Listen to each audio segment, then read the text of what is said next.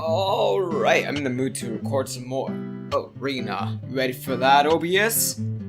Yeah, I'm ready. Let's go. Alright, that's what I like to hear. Ba-bam. Alright, and thank you all for watching. I'll see you all in the next episode. Later. Alright, time to go in and edit these clips. Wait, what the hell? Why is there no vocal audio? What the No OBS! No! Pourquoi? Alright, so as you could probably tell clearly from that little opening scene there, there's no audio for this one. Well, I mean, there is, but I mean, it was lost somehow.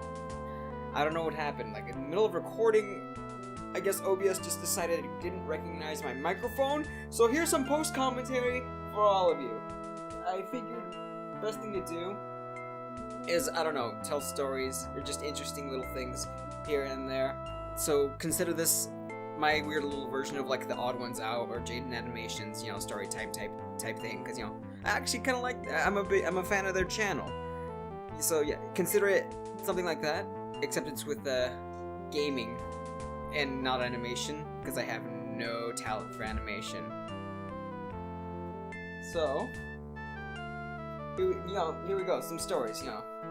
First off, okay, something that I guess would kind of link me in a weird way to those other channels, Jaden and Odd Ones Out, is I'm also from the land of the boiling sun, where you could cook an egg on the sidewalk or on a manhole cover. Yeah, I'm also from Phoenix, Arizona.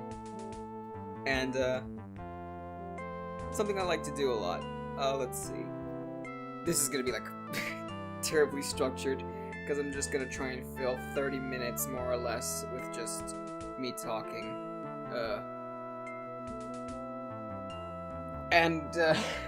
You know, actually, what might make it a little bit more interesting, if I just get a little buzzed, because I feel like that would start. You know what they say, a drunk man's talk is a sober man's thought, so here we go.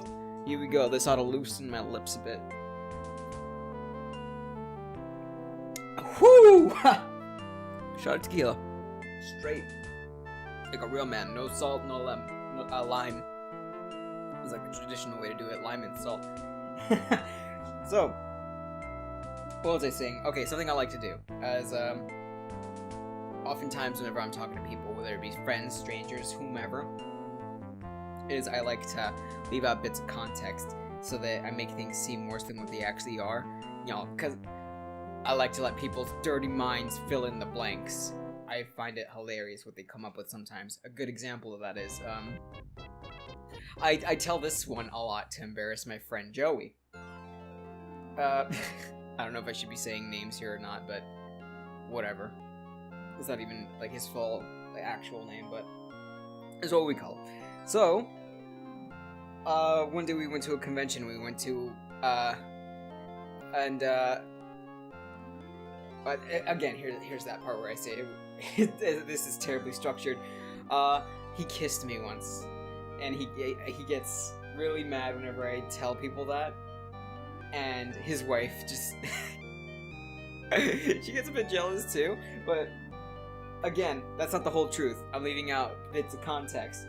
The truth of the matter is, you know, this is with context.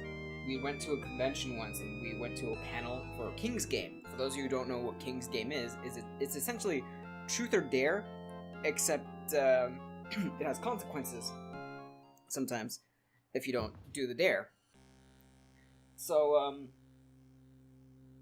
I guess whoever was king at that point, the king being the one who issues the dare, said that everyone in the room is to kiss the person on their right. I luckily didn't have anyone on my right, so I didn't have to kiss any strangers, but to my left was my friend. And he didn't want to do it, but he didn't exactly have a choice, because the consequence for not doing it is you would have to strip off a piece of clothing. And we were in cosplay, we didn't want to strip off clothing, because, you know, it'd be a hassle to put it back on. Also, we don't want to be naked in front of a bunch of strangers, so really, he didn't even, like, full kiss me. It was just like a quick peck on the cheek. I'm sure. Actually, no, he doesn't really like Arena, so he's probably not even watching this, so he doesn't know that I just told a bunch of strangers this story. So, yeah. Okay, I got paranoid a little bit here, and I'm making sure that it's actually recording my audio. So this is where I first get into Fang Lair, with the first piece of the Staff of Chaos is. And, honestly, a lot of this episode is just me being confused on where to go, because it had been so long since I did this dungeon that I forgot where to go. I used to know real quick, like, the general direction that you're supposed to go, because this dungeon is pretty easy, if you know what you're doing. Actually, a lot of dungeons are pretty... Well, no. Just, I think, like, the first couple in this game. Because, in the first one, it's, you gotta go from your cell and just start heading southwest, and then you'll find the teleporter, you're out.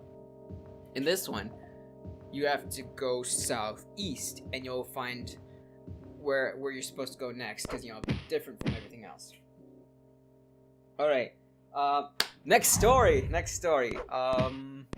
So speaking of nudity, I guess, let's talk about some more weird experiences at conventions that involve said nudity.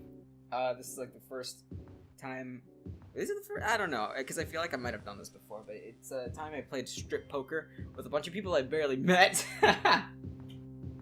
Well, to be fair, I knew some of them. Like, we'd gone to conventions before, hung out on separate occasions. It's just some of them were strangers.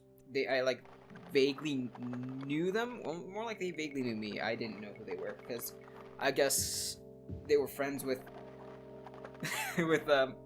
they were friends of my friends. And we had just finished the convention for the day, and I got invited to hang out with them.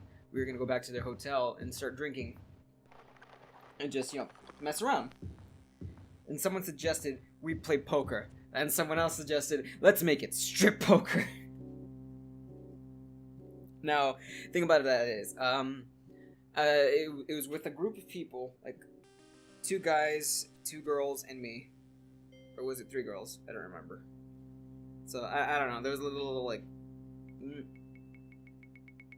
And, the biggest reason I agreed to it was because one of the girls there was actually someone I had a crush on at the time.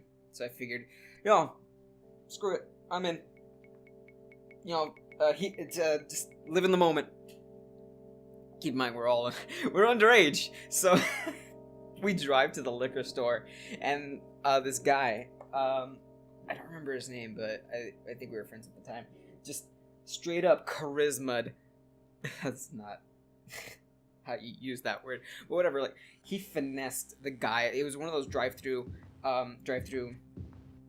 liquor stores, and he finessed the guy at the window. I guess just it made him think that he was older than what he actually was. He didn't even ask for any of our IDs, which is good, because I think I was 20 at the time, maybe slightly older, and they weren't drinking age either. But whatever, he gave us the alcohol. We went back to the hotel room and started drinking. At first we were just watching whatever was on TV, and that's when someone suggested that we play strip poker. So we start playing, and I'm doing really well for whatever reason, because I don't know shit about poker. I can't play. I don't have the face for it, which is...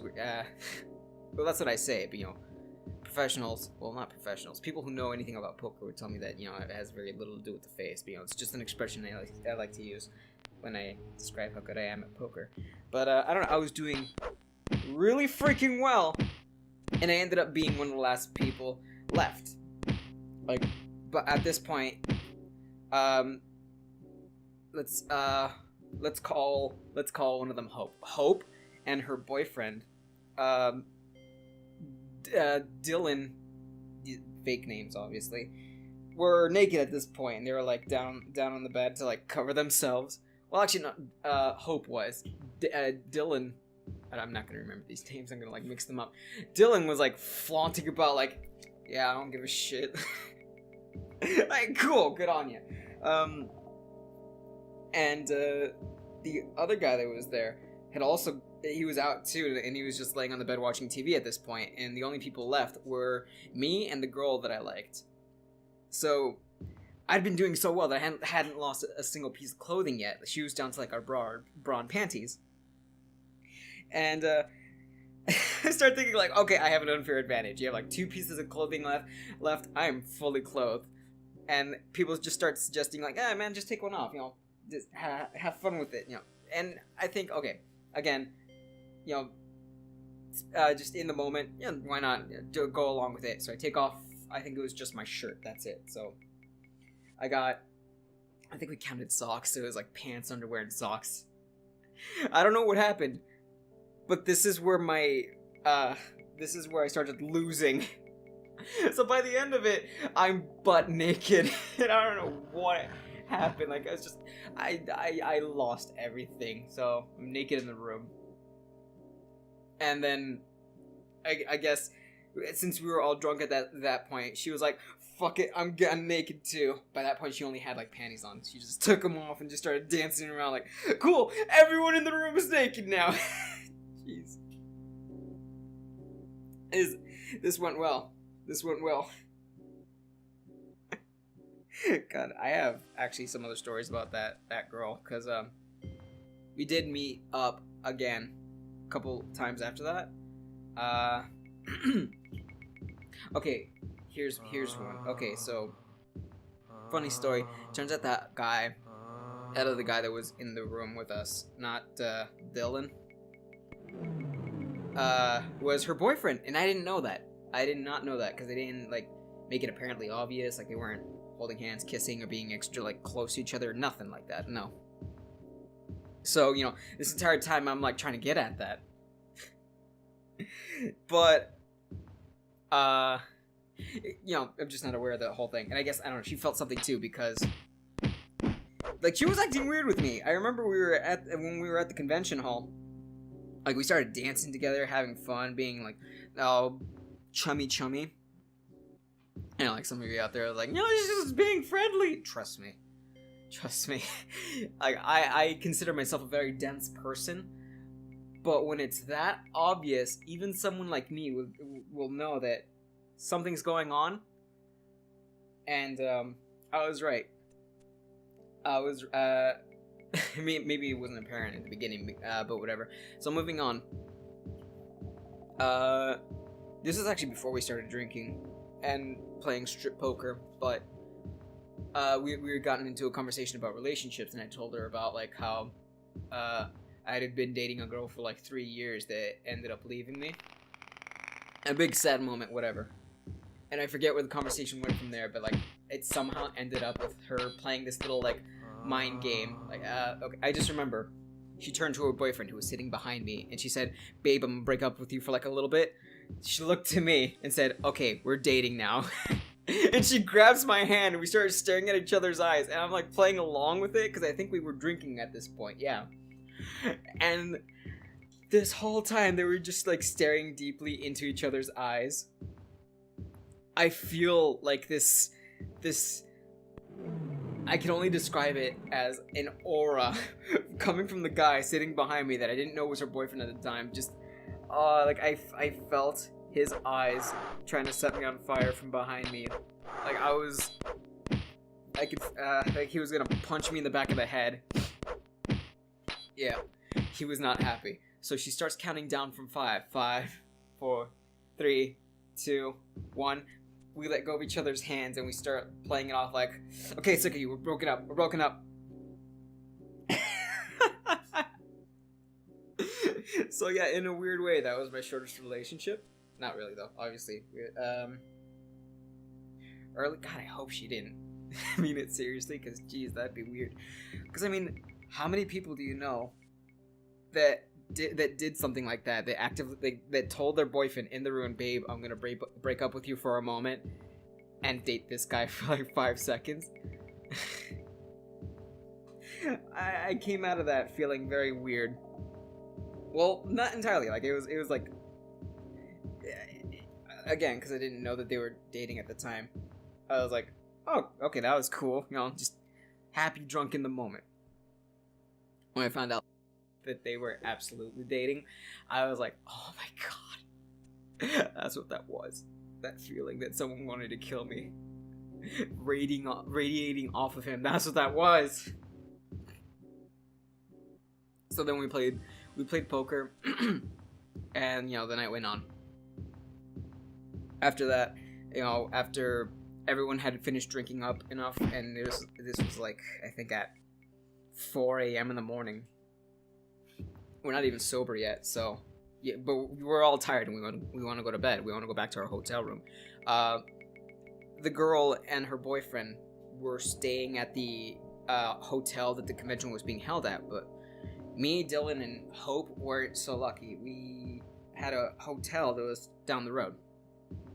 So we start walking to the hotel, and Dylan and Hope are just off their ass, just plastered. Now I could actually hold my liquor a little better, because I was plastered too, but I could actually still walk back to my hotel, and I had to hold his hand, and I said her name. Oops.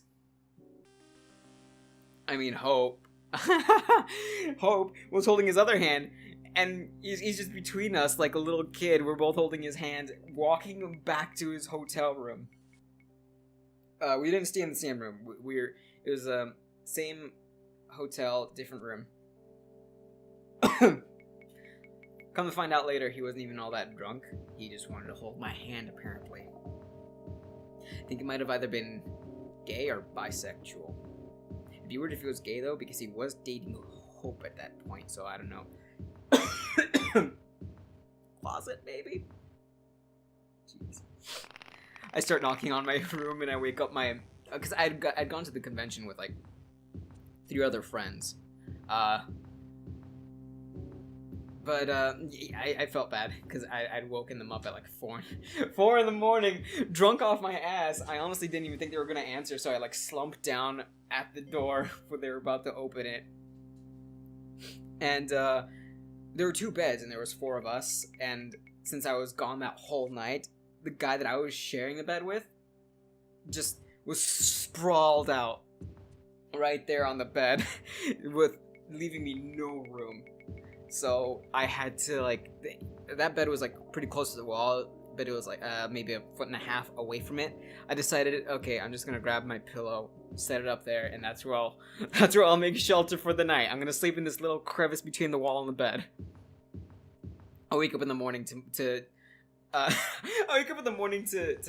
Joey's face staring down at me. I think I freaked out and slapped him. Yeah. Okay. So, I had more experiences with that girl later on as well.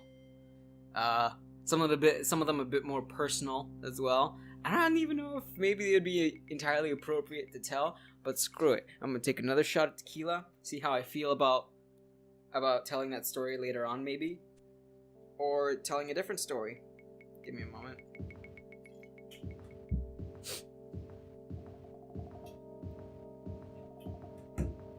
Whew. I should have eaten more before this. I kind of prepared a little bit by eating a bit of rice. Mexican fried rice, but I don't think it was enough. Oh well. People are funniest when they're drunk. Okay, here's another one. Speaking of drinking. So, this is around the time that me and Joey had actually been living together. I was a roommate with him and his wife. And, not a lot of my friends drink, so he's like my only drinking buddy. Thing is, I don't like drinking with him anymore. He's a sad drunk. I think we were playing some game or something, and then we started drinking, I think it was rum. And he was acting like a complete idiot. No, it was vodka. We made vodka potions, that's right. Well, I made vodka potions. He was... Oh, excuse me, doing something else. So he started acting like a complete idiot, like more so than usual, because he's already very, very spazzy. But the alcohol made it like 10 times worse. He fell down the stairs. He's being very loud in general, and just annoying his wife this whole time. And she said something. It was in a very playful nature, mind you. She said something very playful, but in his drunk state, he did take it very playfully. She just playfully said, like, Joey, if you don't stop acting stupid, I won't love you. The look on this man's face, and this was like after he'd been like saying cheesy, like very very cheesy, cringy, like lovey-dovey crap. Just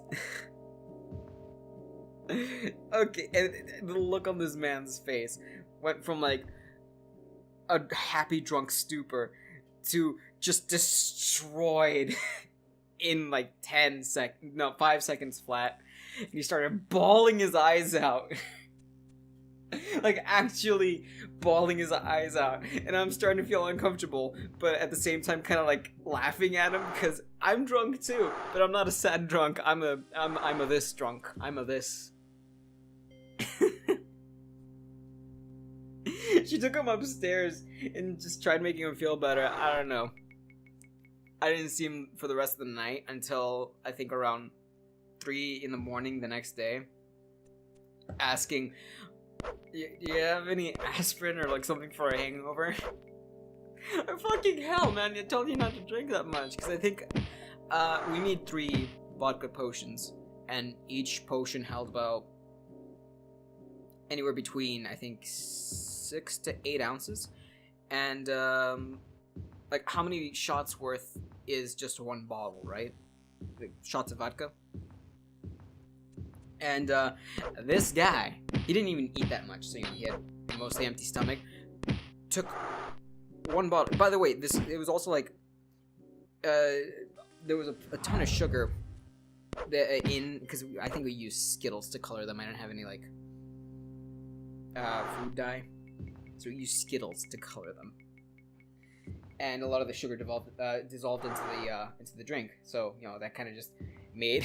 I think it enhanced its alcohol content or whatever, if that's how that works. So he takes 1 potion of it, chugs it down as if he were like an actual like video game character trying to like chug down a potion. Takes the other one. I'd made 3. 1 for me, 1 for him, 1 for his wife. Or I don't remember if it was for his wife or the other roommate we had at the time. But that's besides the point. He takes the second one, chugs it down, slams it. It's like, more! No! You crazy? God. And that's why I don't drink with him. Well, I do, but I don't drink to him to that extent anymore. Because we did it once more after that. This was when my sister was visiting me. So, despite being from the land of the boiling sun, I'd actually moved to Pennsylvania around the time I was 21. So, my sister came to visit me one summer, and we decided to play a drinking game. It's that one where you stick a mustache on the TV screen somewhere, you put on a movie, and anytime the mustache lines up with a face, you drink. And we were drinking, I think, rum and cokes at this time. And he drank way too much. Like, we said just drink a little bit every time it happens, because we don't want to get plastered before the movie's even over. He didn't listen. We were watching... what's that one Disney film? Or was it Disney? I don't know. It was Disney-esque.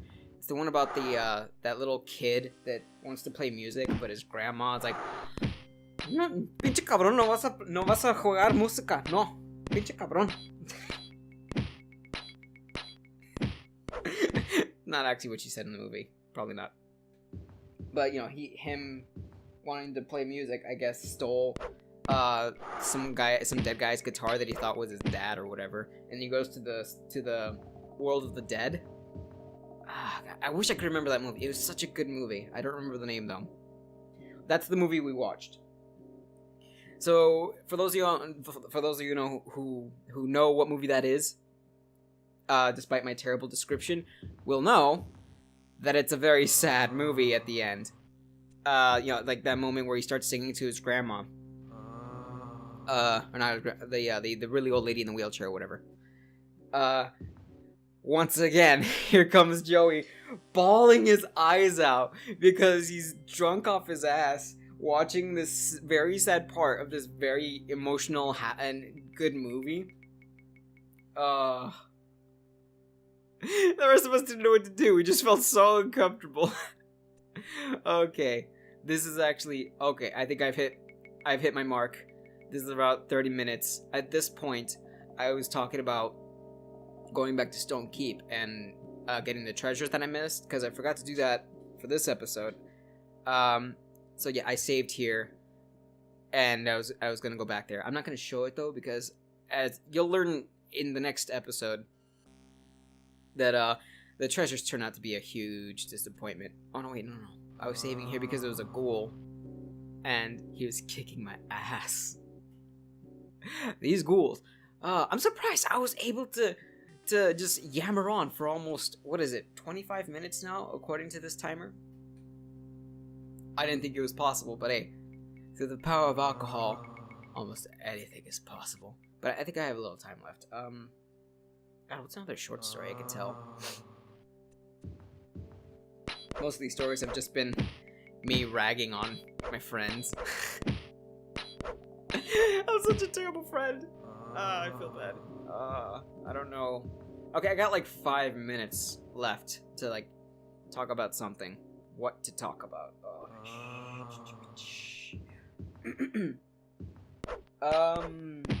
Oh god, I'm coming up with a blank. Oh no. Oh, I lost my momentum. I had such a good rhythm going on before and I lost it. Just talk about my dog then. My dog's so adorable. His name is Chex. I think his full name is Checkers. I call him Checkers sometimes. Oh yeah, that's right. I almost died by these ghouls are so hard in the beginning. Like, it killed me. I think twice in the last episode. I'm actually really hoping people like that gag I did, where I like started playing Unravel with them. I hope they like the gag I did at the beginning of this video. Because I made some sacrifices making that. The sacrifice being my insanity, because now that like whistling song has been stuck in my head all the damn day. Since I made that damn little bit, it's just, all the damn day. I've just been whistling like... It's just... Jeez! Okay. So, I guess I'll, since I was talking about moving to Pennsylvania, I guess I'll talk about my trip, because it was kind of weird. So, I live in a very small town. Everything's a drive here, and I figured it'd be nice to have a car, but I'm like 21, I can't afford to get a new car. I already had a car. And I decided, okay, I'm just gonna get everything I own, stuff as much of it into that car, which surprisingly I was able to do, and drive it all the way from Arizona to Pennsylvania. It took 3 days. 3 days. And I'll tell you, it looked like something out of a cartoon. Just two people sit in the front, because my friend actually helped me drive it over. He offered to fly over from Pennsylvania and help me drive. Just switch shifts when one of us was sleeping. But yeah, it looked like something out of a cartoon. 2 people in front, and then just a bunch of junk cluttering up the back. I couldn't even use my rear view mirror. And it was kind of stressful in the beginning, because we just made it out of New Mexico. We left at, I think, 9 at night. And by the time it hit 7 o'clock, we were in Texas.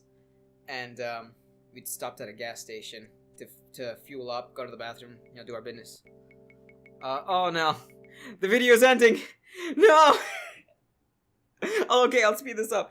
The most stressful part was pretty much throughout all of Texas, there was a cop following us, just eyeing us up and down, trying to get the read on us, because I guess he was confused looking through my window and seeing, what the fuck are they what is all that stuff in the back? Like, it was so stressful.